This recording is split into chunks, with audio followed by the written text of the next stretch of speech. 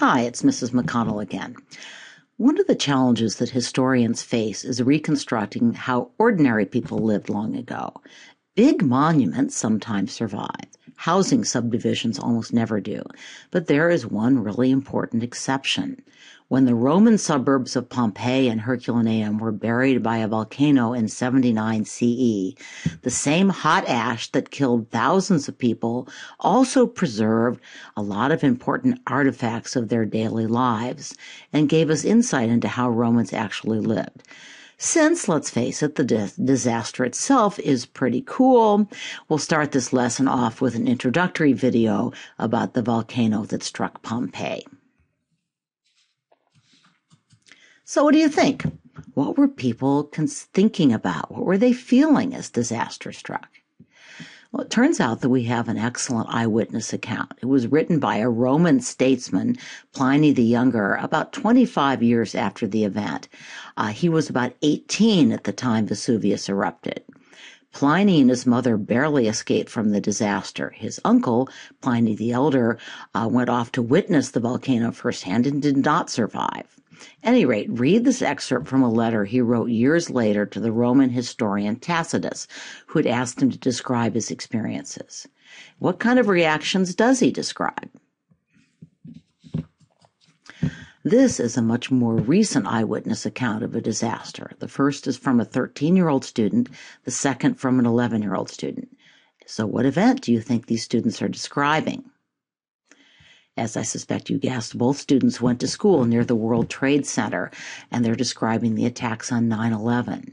Do you notice any similarities to Pliny's account? Similarities in how people responded to disaster? Archaeologists have now excavated and partially reconstructed both Pompeii and Herculaneum. As you can see, my husband and I toured the site a couple of years ago. We also climbed to the top of Mount Vesuvius, which fortunately did not choose to erupt while we were climbing it. The next video clip describes how Herculaneum was discovered and shows some of the artifacts that archaeologists uncovered. Pompeii and Herculaneum were basically well-to-do suburbs of Rome. It's a little as if a volcano buried not downtown Salt Lake City, but the east benches of Draper. As a result, when archaeologists started digging up the two cities in the 18th century, they learned a whole lot about the basic organization of Roman urban houses. There were actually a number of Roman country villas that survived, but urban houses were much less likely to. So here are two famous Pompeii interiors.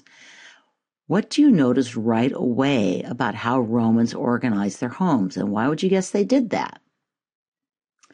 Well, it should be pretty clear that they built them around an atrium. Notice that there's an opening that allowed rainwater to fill in a central pool or impluvium. This video clip is a short virtual tour of a Roman house. On your notes template, you have explanations of some of the rooms, and you're going to see a floor plan in the next slide.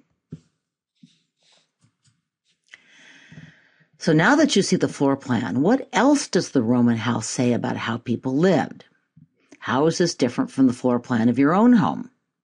Well, the openings to the outdoors are almost all from the inside. Roman streets were dirty and crowded, so there are virtually no windows and few doors. Social events took place in the courtyard. Often there was an outer courtyard for more public gatherings and an inner courtyard for the family. The most important interior rooms that weren't open to the outdoors, that is, were the office and the dining room.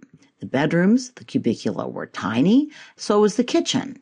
It was also dark and smoky, since there wasn't a chimney. That was, after all, where the slaves hung out. Did they need ventilation? Apparently the Romans didn't think so. Actually, kitchens were small and dark in a lot of old houses in America as well. My husband and I used to live in a 100-year-old house in Chicago, and the kitchen was hidden at the back of the house, and it was not roomy. Back in the day, servants would have cooked meals there. The main family rooms were in the front, the parlors. Well, we knocked the back wall out and built a family room off the back, since we liked to hang out together in the kitchen and watch our kids playing. And somehow we managed to fail to hire servants to do all of our cooking. Most Roman paintings have not survived, so one of the things we learned from Pompeii and Herculaneum is that Romans, at least wealthy Romans, covered their walls with murals. You saw that in the virtual tour of the Roman house. This is one of the most famous paintings that archaeologists uncovered in Pompeii. Let's watch a quick video clip about Pompeii and this painting. So, now that you know a little bit more about where it was found, any guesses about what objects the married couple are holding and why? Well, as you saw, the painting was originally found in a house containing several bakers' ovens. So it's thought that the couple were involved in baking or making pastries. In other words, these were wealthy merchants or entrepreneurs, not nobles. They pretty clearly, however, saw themselves as more than humble tradespeople. You can tell that by the way they're dressed, their elegance. Note that the young man is holding a papyrus scroll under his chin. That was probably intended to signal that he was literate or able to read. His wife is wearing an elegant red tunic, and she has pearl earrings. Her hair is fashioned in the style that had become highly fashionable during the second half of the first century.